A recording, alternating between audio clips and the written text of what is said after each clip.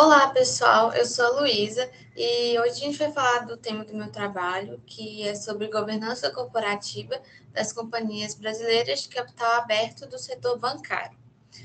Na verdade, esse foi um projeto de pesquisa que eu realizei, mas eu tive como referência principal esse artigo, né, sobre governança corporativa dos bancos e sua relação com indicadores de desempenho e risco.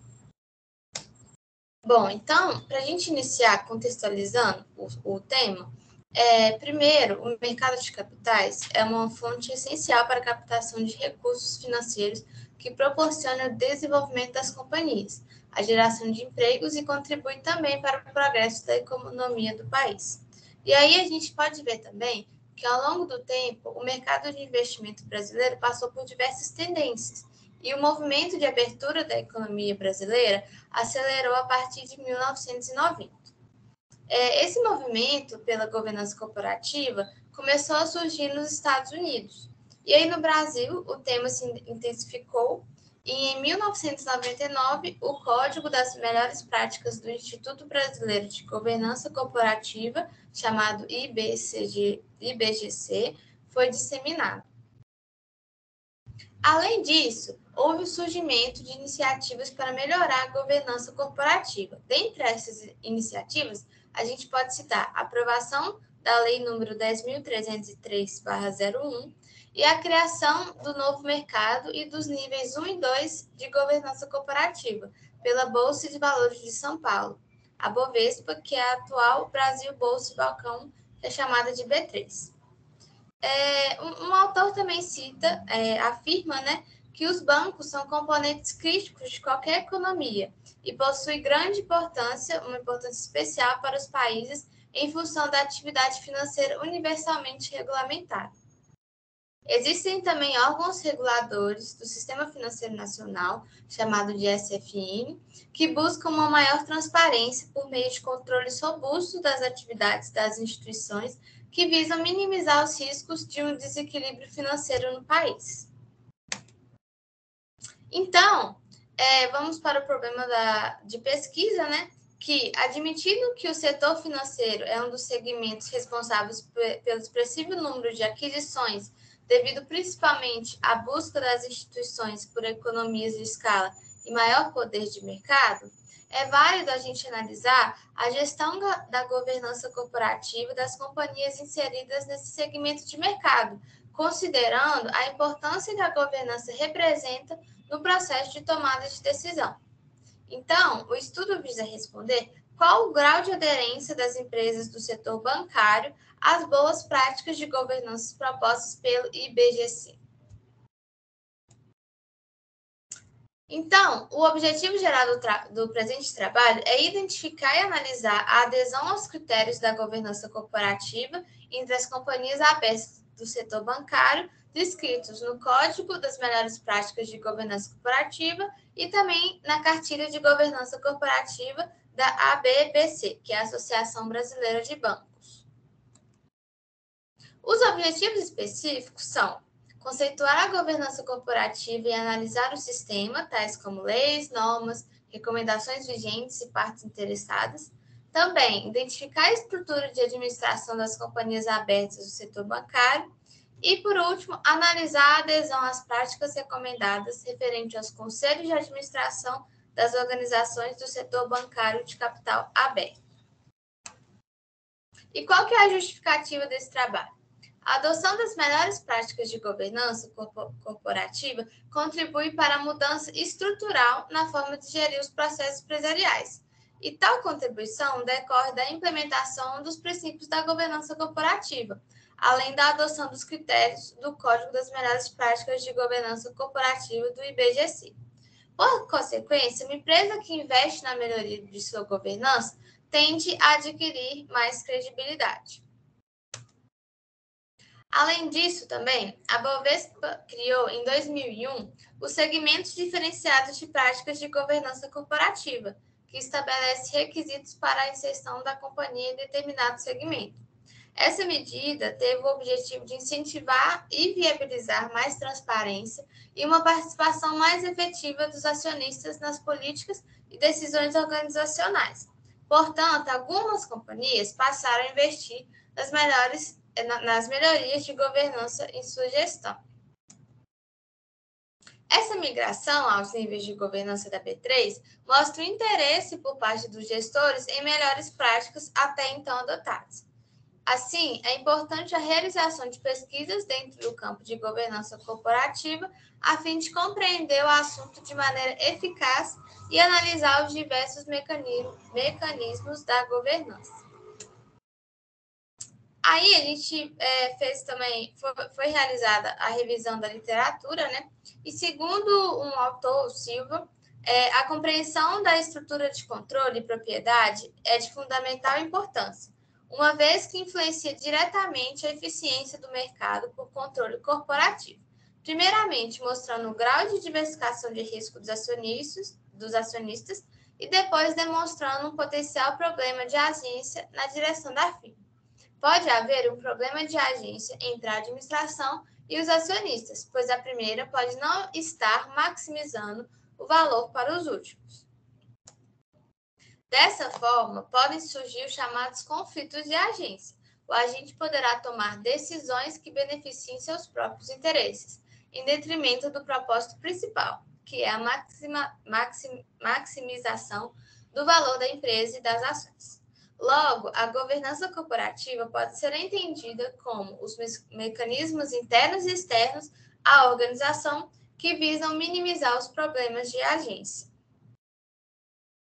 De acordo com o IBGC, as boas práticas de governança corporativa convertem princípios em recomendações objetivas, alinhando interesses com a finalidade de preservar e otimizar o valor da organização, facilitando também o seu acesso a recursos e contribuindo para a sua longevidade.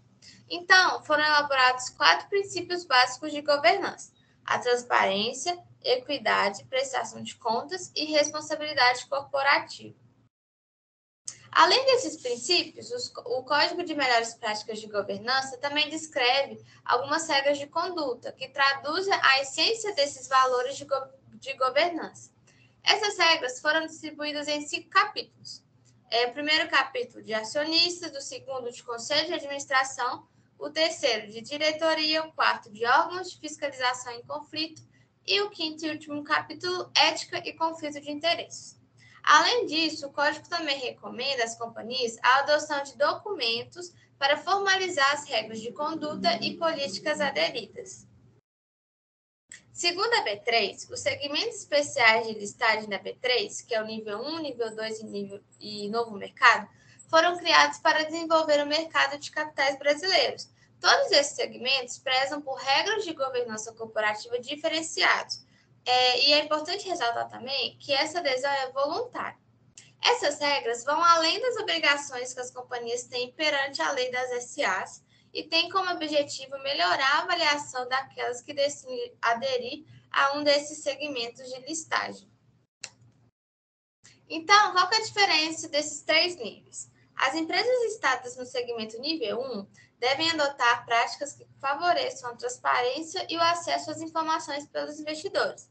Então, elas comprometem-se a fornecer ao mercado e aos acionistas as informações contábeis com maior qualidade, visando sempre atender aos princípios básicos da equidade e transparência. Já o novo mercado conduz as empresas ao mais elevado padrão de governança corporativa. As empresas que estão listadas nesse segmento podem emitir apenas ações com direito de voto, as chamadas ações ordinárias. E, por último, o segmento de listagem do nível 2, ele é similar ao novo mercado, porém, ele possui algumas exceções. As empresas que estão listadas no nível 2 possuem o direito de manter as ações preferenciais. E qual que será a amostra da pesquisa? A seleção das companhias será baseada nas instituições listadas nos segmentos de governança corporativa da B3, do nível 1, nível 2 e novo mercado.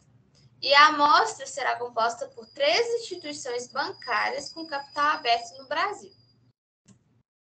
E qual será o método utilizado? Para realizar o levantamento de dados, serão examinados os documentos disponibilizados nos sites das instituições pesquisadas e estatutos sociais de cada banco, disponível em meios públicos como os sites da CVM, a Comissão de Valores Mobiliários.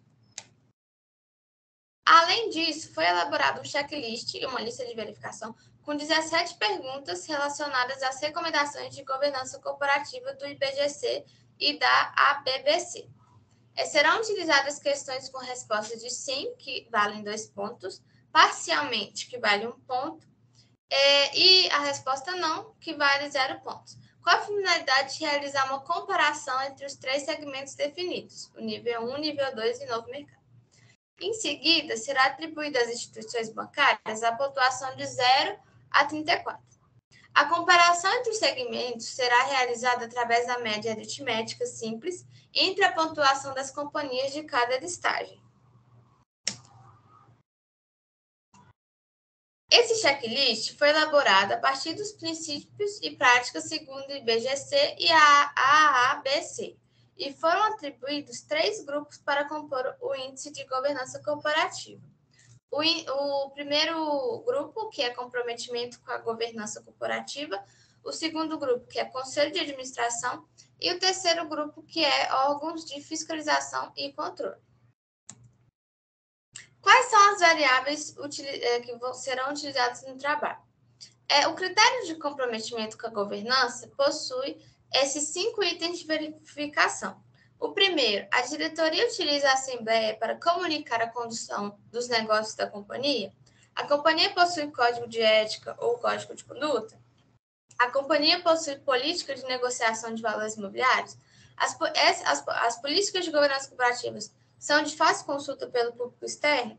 E, por último, a companhia possui relatório de sustentabilidade divulgados. Então, as 3 instituições bancárias analisadas, todas elas serão extraídos os seus informes do Código de Governança, e aí lá cita sim, não ou parcialmente, e sempre também tem uma explicação, às vezes dependendo da resposta. Já o segundo grupo, que é o Conselho de Administração, possui 3 perguntas, que é: o Conselho de Administração mantém atualizado um plano de sucessão do diretor-presidente, cuja elaboração deve ser coordenada pelo presidente do Conselho de Administração? A remuneração dos membros do Conselho de Administração é proporcional às atribuições, responsabilidades e demanda de tempo? E, por último, a pergunta se o Conselho de Administração possui um calendário anual com as datas das reuniões ordinárias. Além disso, o Conselho de Administração é composto em sua maioria por membros externos, tendo no mínimo 1/3 de membros independentes. O Conselho de Administração possui uma política de indicação para a eleição dos membros. O diretor-presidente não acumula o cargo de presidente do Conselho de Administração. A companhia implementa um processo anual de avaliação do desempenho do Conselho de Administração e de seus comitês.